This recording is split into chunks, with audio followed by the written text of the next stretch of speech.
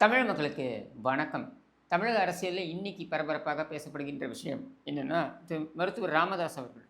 மருத்துவர் ராமதாஸ் அவர்கள் பாட்டாளி மக்கள் கட்சியுடைய நிறுவன தலைவர். அவர் இன்றைக்கு ஒரு பிரஸ் மீட் ஒண்ணு நடத்தியிருந்தாரு. அந்த பிரஸ் மீட்ல சில தகவல்களை சொல்லியிருக்கிறார். இந்த தகவல் சார்ந்து தான் பேசப்போறோம்.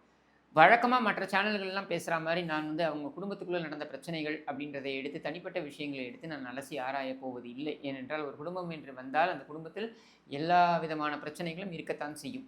ஸோ அத நான் பேசப் போறதில்ல. ஆனால் அரசியல் என்பதனை மட்டும் நாம் இதிலிருந்து பார்ப்போம். பாட்டாளி மக்கள் கட்சி எடுத்துக்கிட்டோம்னாக்க, அதோடைய நிறுவன தலைவர் திரு ராமதாஸ் அவர்கள், மருத்துவர் ராமதாஸ் அவர்கள் நான் ஏற்கனவே பல காணொளிகள்ல இத பதிவு பண்ணியிருக்கேன். மீண்டும் பதிவு பண்றேன். எத்தனை காணொளிகள் வேண்டுமானாலும் இதை பதிவு செய்யலாம். ஏன் பதிவு செய்யலாம் என்றால், அவருடைய உழைப்பு அந்த அளவுக்கு இருந்திருக்கிறது அப்படின்னு சொல்ல வேண்டும்.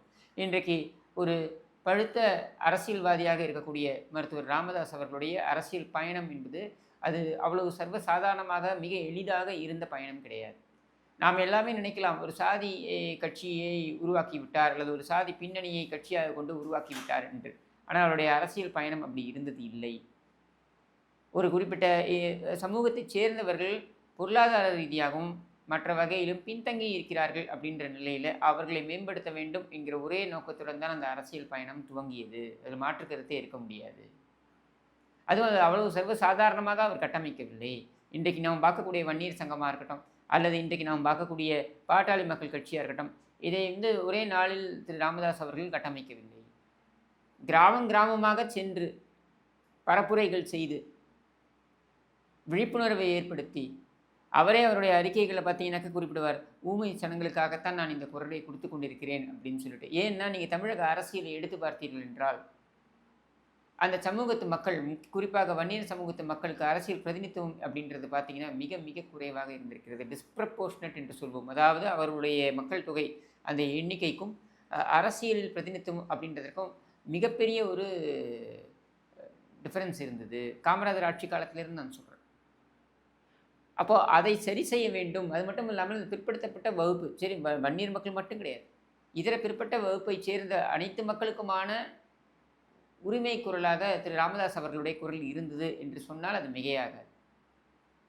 அப்படியாக ஆரம்பிக்கப்பட்ட அந்த பயணம் என்பது ஒவ்வொரு கிராமமாக சென்று அங்கு திண்ணைகளில் அமர்ந்து அங்கே இருக்கக்கூடிய மக்களிடம் விழிப்புணர்வை ஏற்படுத்தி அவர்களுடைய உரிமைக்கான குரலாக கொண்டு வந்து தமிழகத்தில் மிகப்பெரிய அளவில் போராட்டங்களை, அதாவது தன்னுடைய சமுதாயத்திற்கு மட்டுமல்லாமல், தன்னுடைய சுயநலத்திற்காக மட்டுமல்லாமல், அனைத்து சமுதாயங்களுக்கும் சேர்த்து போராட்டம் என்று மாபெரும் போராட்டத்தை நடத்தி அதில் பல உயிர் தியாகங்கள் இதெல்லாம் அரங்கேறி அதற்கு பின்னர் அவர்களுக்கான உரிமை என்று ஓரளவு முழுமையாக அவர்கள் அடைந்து விட்டார்கள்னு சொல்ல முடியாது. ஏன் இன்றைக்கி கூட அந்த 10.5 என்பது நியாயமாக அவர்களுக்கு செல்ல வேண்டிய அந்த ஒதுக்கீடு, அதுவும் இன்றைக்கு நீதிமன்றங்களிலிருந்து தத்தளித்து கொண்டிருக்கிறது அப்படின்றத நம்மால் பார்க்க முடிகிறது.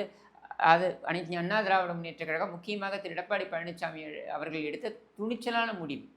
எந்த அரசியல் கட்சி தலைவரும் அந்த மாதிரியான ஒரு முடிவை எடுக்க மாட்டார்கள். ஏனென்றால் இங்கே சாதி கால்குலேஷன் பிரச்சனையாகலாம், தேர்தல் சமயத்தில் இப்படியான செய்வது அப்படின்றது ஒரு பின்னடைவை ஏற்படுத்தலாம் என்றாலும் கூட, அந்த மக்களுடைய நீண்ட நாள் கோரிக்கை, அவர்களுடைய உரிமை, அது அவர்களுக்கு மறுக்கப்படக்கூடாது என்பதற்காக திரு எடப்பாடி பழனிசாமி அவர்கள் முதலமைச்சராக மனமுவந்து அந்த ஒதுக்கீட்டிற்கு முன் வந்தார் அப்படின்றத நம்ம பார்க்குறோம். அதை இப்போவும் பார்த்தீங்கன்னாக்கா நன்றி உணர்வோடு மருத்துவர் ராமதாஸ் அவர்கள் அதை குறிப்பிடுவதில் தவறுவதில்லை அப்படின்றத நம்ம பார்க்குறோம். இந்த மாதிரியான ஒரு சூழலில் தான் பாட்டாளி மக்கள் கட்சிக்குள்ள ஒரு சலசலப்பு அப்படின்றது ஏற்பட்டு, அந்த சலசலப்பு என்பது சில மாதங்களாகவே தொடர்ந்து அது ஒரு பிளவை நோக்கி போகக்கூடிய அளவிற்கு சென்று நிற்கிறது அப்படின்றத பார்க்குறோம். நம்ம கடந்த நாடாளுமன்ற தேர்தலை பொறுத்த வரைக்கும் மருத்துவர் ராமதாஸ் அவர்கள் நாம் ஏற்கனவே சொன்னதைத்தான் அவரும் இப்பொழுது வலியுறுத்தி சொல்லியிருக்கிறார். அதை தான் அன்றைக்கு அவருடைய நிலைப்பாடாகவும் இருந்திருக்கிறது அப்படின்றதை இன்றைக்கு அவர் தெளிவுபடுத்தியிருக்கிறார். அது என்ன அப்படின்னாக்க, நாடாளுமன்ற தேர்தலில் அனைத்து அண்ணா திராவிட முன்னேற்ற கழகத்துடனான பாமக கூட்டணி என்பதுதான் இயற்கை கூட்டணி. அந்த கூட்டணி குறைந்தது 10 இடங்களிலாவது 10 இடங்களுக்கும் மேலே கூட இடங்களே வெற்றி பெற்றிருக்கும் அப்படின்ற உண்மையை அவர் போட்டு உடைத்திருக்கிறார்.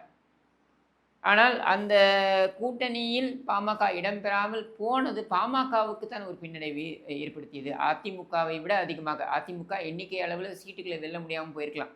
ஆனால் பாமகவுக்கு என்ன ஆயிடுச்சு அப்படின்னு பார்த்தீங்கன்னாக்க, வன்னியர் வாக்குகளில் மிகப்பெரிய பிளவு,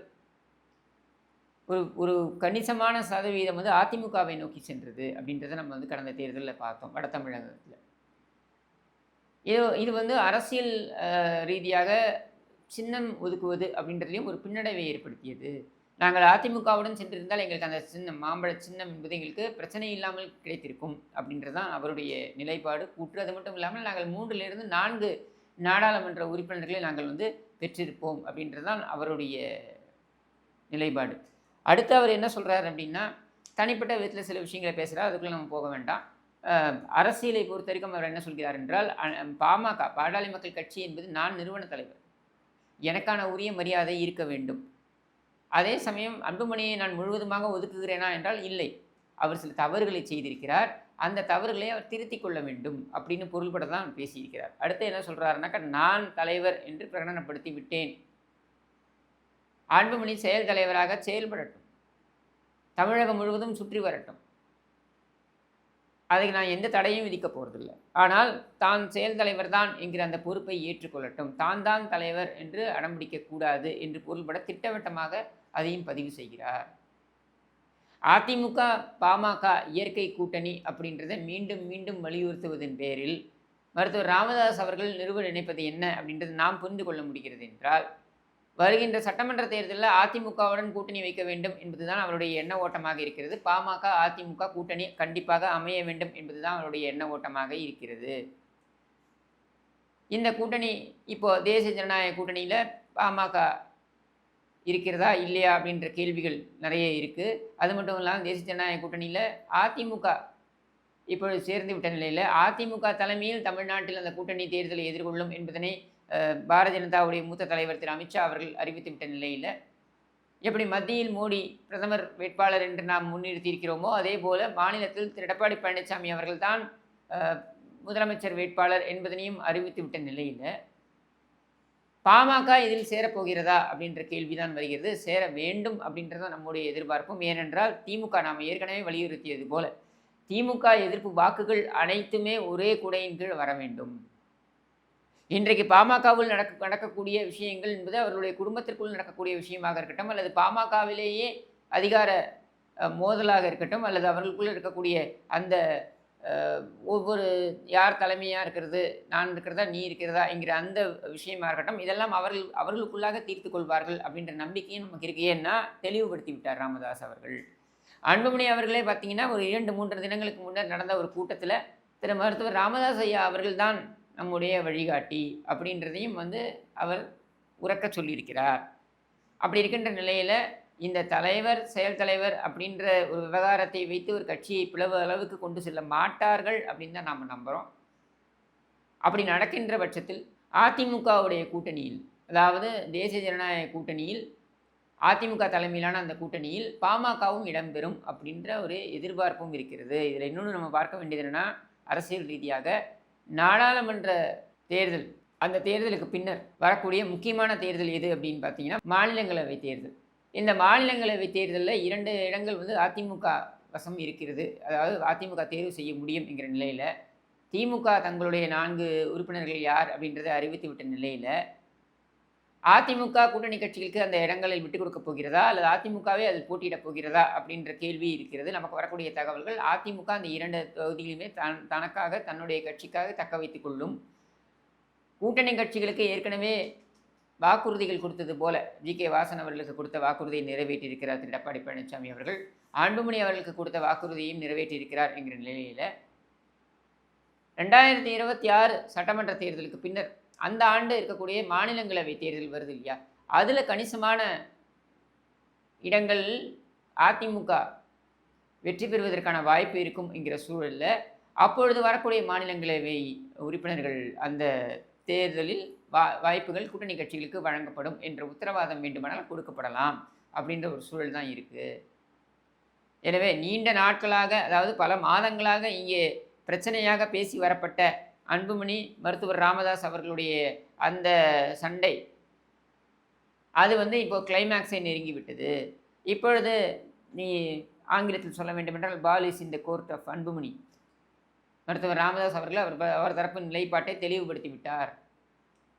இப்போ அன்புமணி தான் அதை சார்ந்த முடிவு எடுக்க வேண்டும் என்கிற நிலையில் இருக்கிறார். அவர் என்ன இதற்கு எதிர்வினை ஆற்றப் போகிறார் என்பதனை வரும் காலத்தில் பார்க்கலாம். ஆனால் உள்ளபடியே நம்முடைய எதிர்பார்ப்பு பாட்டாளி மக்கள் கட்சி என்ற இயக்கம் தமிழகத்திற்கு அவசியம். அந்த இயக்கம் பலம் பொருந்திய ஒரு இயக்கமாக இருக்க வேண்டும் என்பதுதான் நம்முடைய எதிர்பார்ப்பு. அது இருக்க வேண்டும் என்கிற வேண்டுதலுடன் இந்த பிரச்சனை, இந்த சர்ச்சை ஒரு முடிவுக்கு வர வேண்டும், சுமூகமாக முடிவுக்கு வர வேண்டும். அதோடு அல்லாமல் பாட்டாளி மக்கள் கட்சி அதோடைய அடுத்த நகர்வாக அனைத்து அண்ணா திராவிட முன்னேற்றக் கழக கூட்டணியின் தலைமையில் இடம்பெற வேண்டும் என்கிற எதிர்பார்ப்பையும் தெரிவித்து விடைபெறுகிறேன். நன்றி, வணக்கம்.